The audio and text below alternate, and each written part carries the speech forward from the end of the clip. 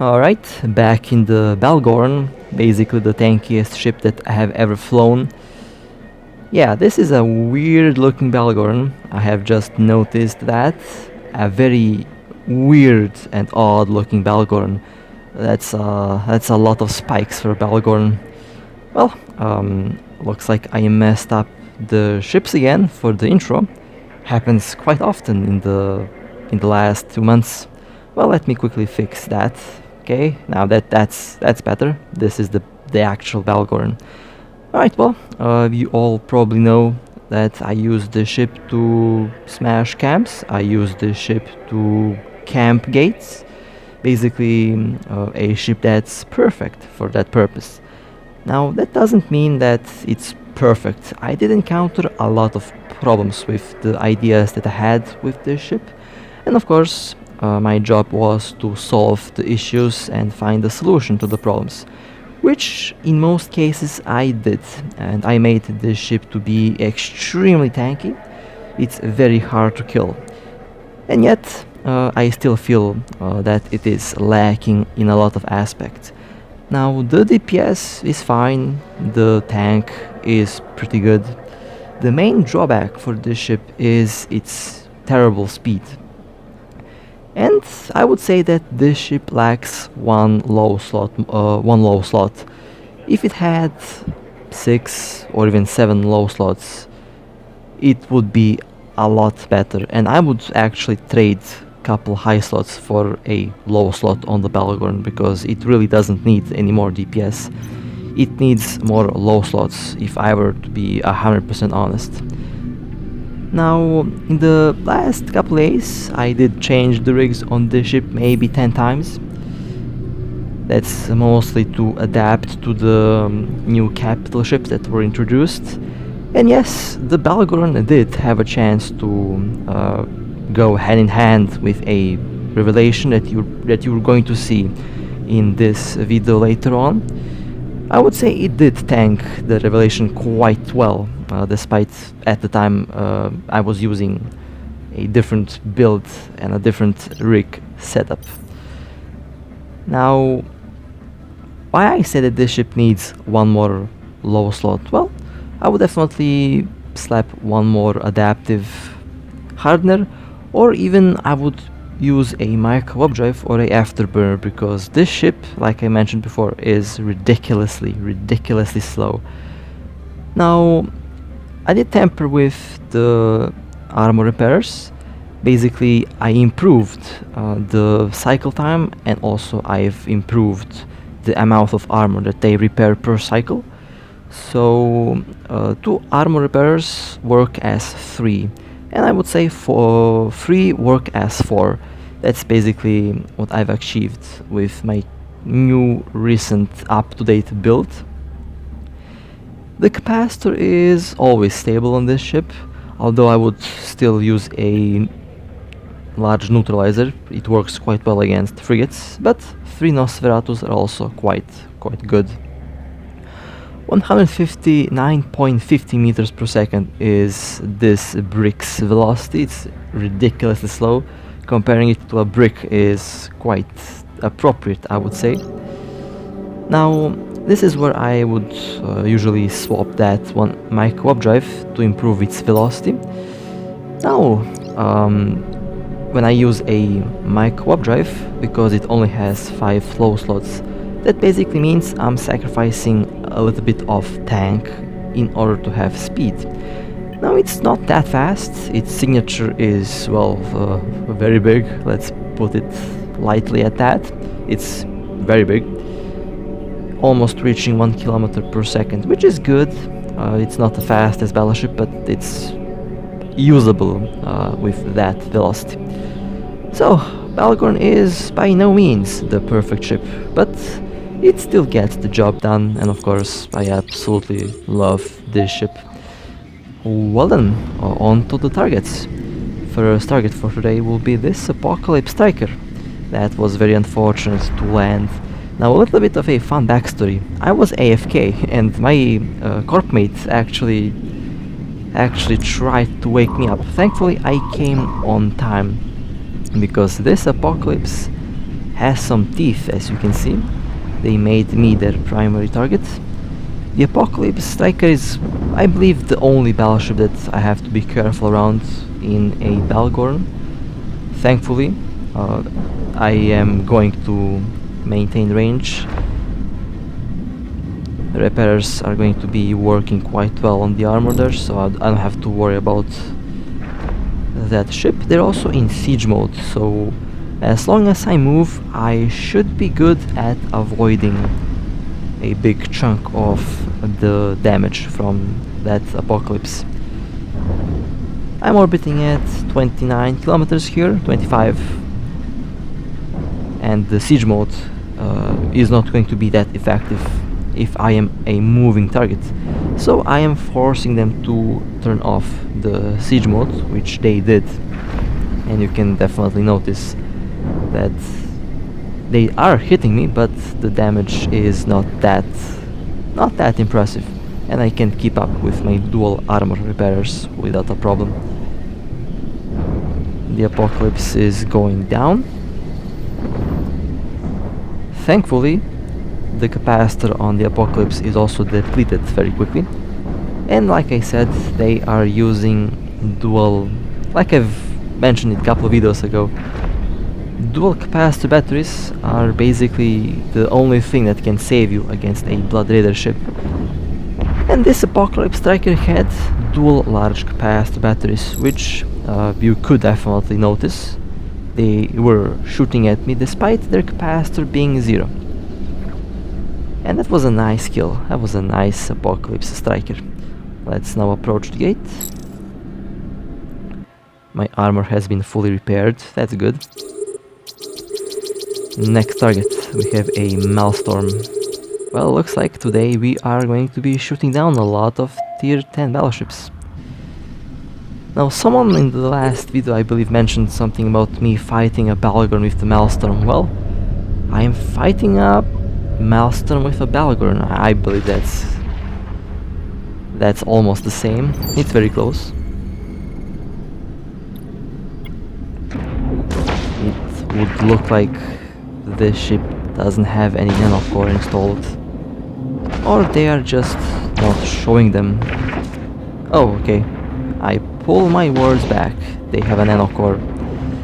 Should be a pretty good kill. I hope that it is a good kill.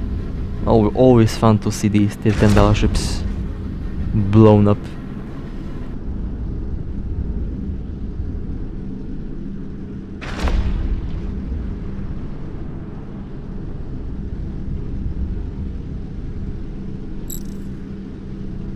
Because, well, they have pretty scary bonuses, and they are also pretty good ships. The build that I have for the Maelstrom is pretty good. Of course, I'm not the original designer of that build. All the credits go to my corp mates who flew the Maelstrom before I did. Alright, let's take a look at what's inside. That's pretty good. We have some turrets, some gyro stabilizers. Well, not bad. I'll just loot that, because why not? And that was a nice kill as well. Second tier 10 battleship for today.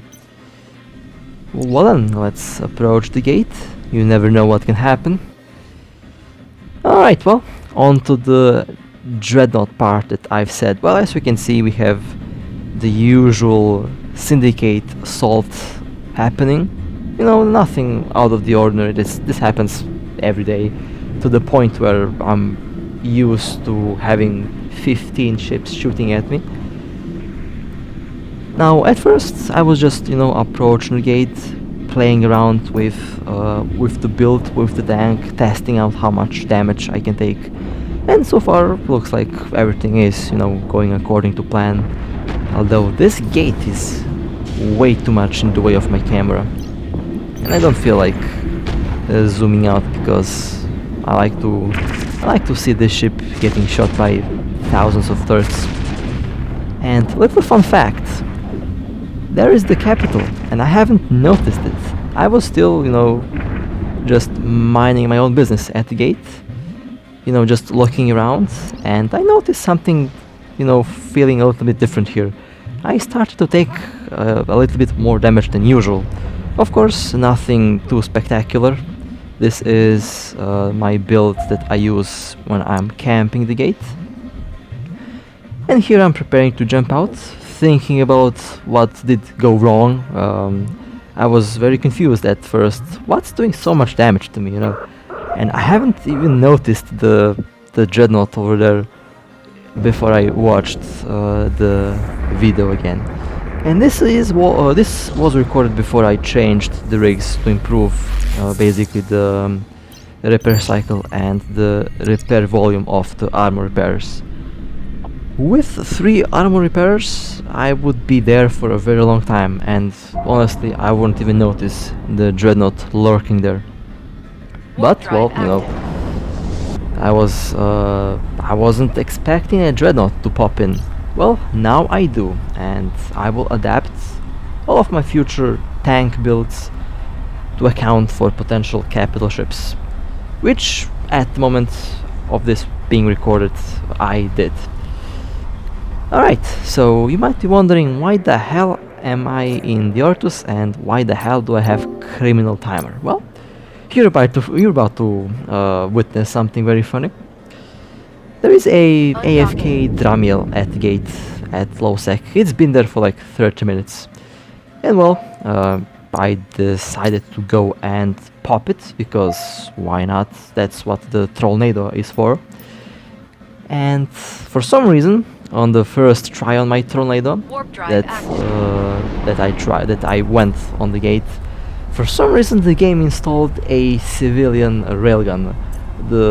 It was silly. I'll just pop the lost mail up on the screen there. I would include the recording, but for some reason it's corrupted. I can't put the recording. It's actually pretty funny. The Dramiel survived on a little bit of hull left. There's my corpse above. There is the Dramiel. Let's lock it on. They already boosted their shield, as expected.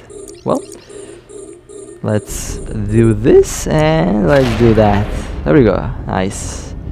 Well then, another successful Trollnado doing Trollnado things. And of course, goes down in a spectacular firework, as the Trollnado should. Well then, was it worth it, you might ask? Absolutely. The kill mail was good.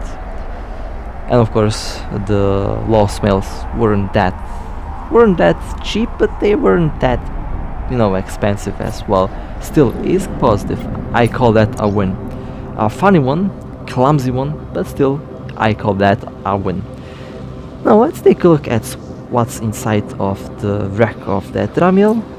Well, not bad, I take it. And now let's loot my own corpses there. First wreck is not that far away. You know, I actually haven't lost anything if you think about it. I can do this all day long in the Trollnado, because I have so much IP for it. I have the IP for a Trollnado, but I don't have IP for basically any other ship that I have, so that's what the Trollnado is for. 100% is positive on this one. I haven't lost anything, despite blowing up 2 ships. I got all of my modules back. Alright, well, that was fun. That was actually fun. Like I said before, I love doing that. If it means to sacrifice my ship for a good kill or for a good laugh, I'll do it without a problem. Alright, well, back in the Vampire. Now I have included this prophecy because this prophecy is carrying some pretty juicy stuff inside. It's a pretty good kill. Not quite sure if I can dig out the kill mail in the thousands of kills that have been made in the last 2 days, but I'll try. If I find it, you are going to see the kill mail of the prophecy after it goes down. Of course, they were brave enough to shoot back. That deserves some respect. Usually when people see a Bhaalgorn, they try to run, they don't try to fight. But this prophecy decided to fight, and that deserves big respect. Alright, well, that prophecy carried faction drones and other very nice and expensive stuff. That was a decently sized prophecy catch there. And definitely one of the better ones that I have seen. And speaking of expensive ships, well, we have a nice little Gila there that's burning for the gate. Well, that's why I have placed this ship at this position.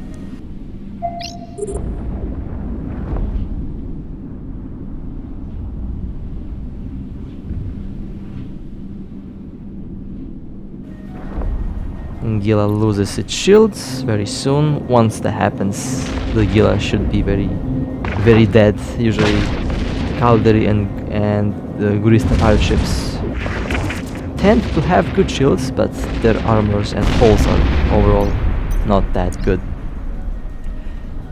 A nice fireworks from the faction cruiser. Was a nice kill. Was a very nice kill. Okay, well, let's scoop up the wreck. Can definitely use the extra ISK for well, who knows if I decide to change rigs for another time. Next target, we have a Cinnabal that's going to get webbed and pointed very soon. The capacitor on the Cinnabal is not that great, if I remember correctly. Usually 1.5 cycle on the Bhaalgorn does cap a Cinnabal. Well, they're shooting at me, alright. Well, that's a brave Cinnabal pilot.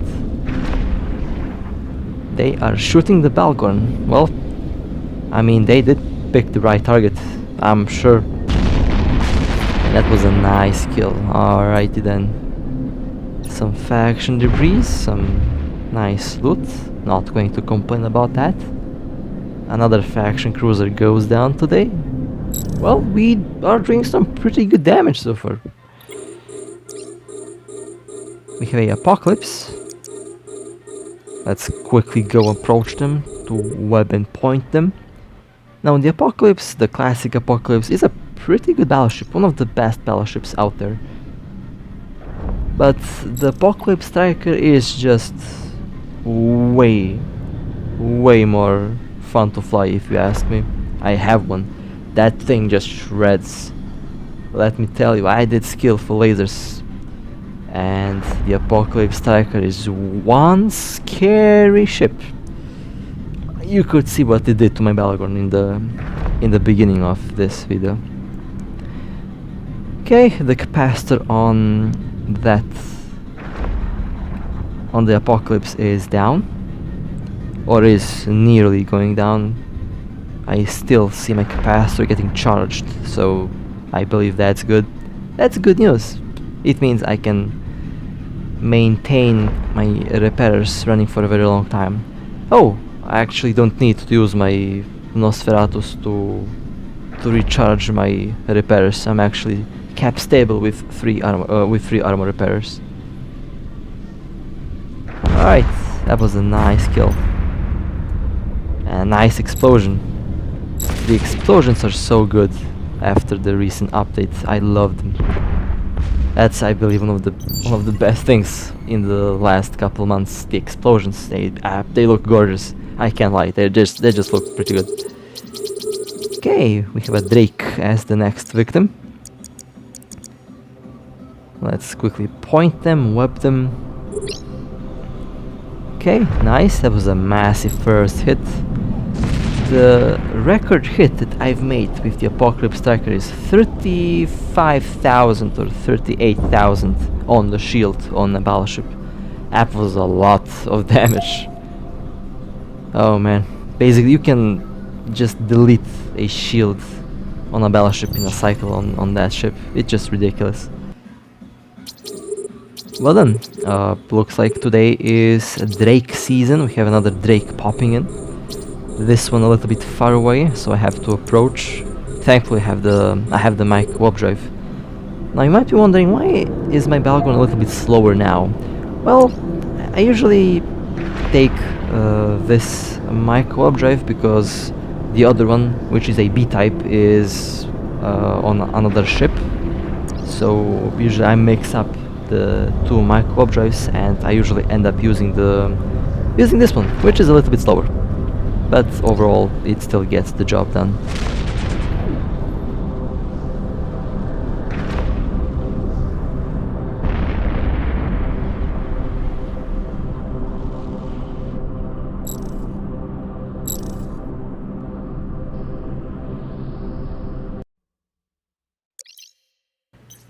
We have a Harby. Alright, let's go and approach the next victim. There is a Venture 3. Did not want to shoot that one. Like I said, I avoid shooting miners unless they are, you know, unless I'm getting paid to shoot mining ships. You know, if they are a 2 billion Corvette or 2, well, I'm definitely going to shoot that one. So yeah. And the battlecruiser is destroyed. Well then, you know, I had a lot of fun today with the Bhaalgorn.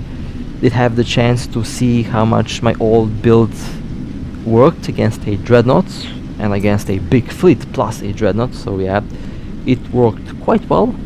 Although, like I said, if it did work quite well, then I wouldn't have to change it, so changed the build, changed a lot of things. And of course, I am most likely going to change a whole ship very soon.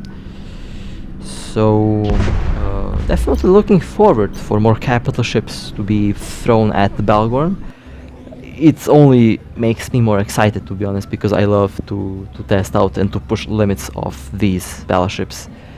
And well, with that being said, I hope that you enjoyed as well. Overall, I'm pretty damn happy with the Bhaalgorn, and like I mentioned before, looking forward to see more capital ship action in the future. With that being said, hope that you enjoyed, stay safe, fly safe, and I'll see you next time.